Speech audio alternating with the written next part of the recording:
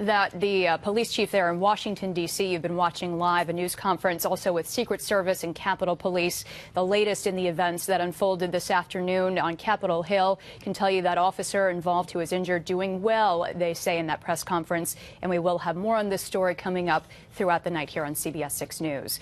Back now to what's been happening inside our nation's capital, and a story that hits close to home. Fighting for his life in spite of the government shutdown. A local man has been counting on a federal program to possibly cure a rare form of cancer, but until lawmakers act in Washington, he can't be a part of it. Our Matt Markham is live in the studio with more on the story. Matt? Dory, people with rare illnesses rely on the National Institutes of Health Clinical Center in Bethesda, Maryland, when they have nowhere else to turn.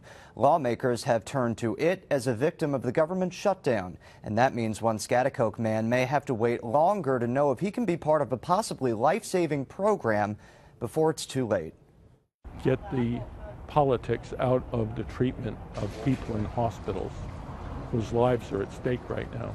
A high ransom for a program Duncan says is held hostage by lawmakers. This man has spent months being tested in order to get into a research program at the National Institutes for Health.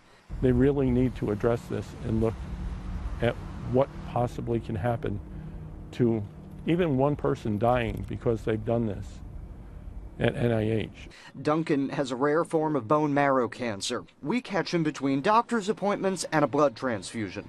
It'll be my 283rd. I'm at a point now where things have changed and they've got to find an alternative to treat me. That research program may change his life. Until I'm accepted down there, all the bets are off right now. I've got to change it from being a visitor to a patient. He was only given 6 to 18 months to live nearly 20 years ago. He's hoping to have another chance, and that others might too. The focus is not on me here. The focus is to get something accomplished that has great value, and it will save lives. Hello. Duncan is in his late 60s. He hopes even when he is gone, his work could continue.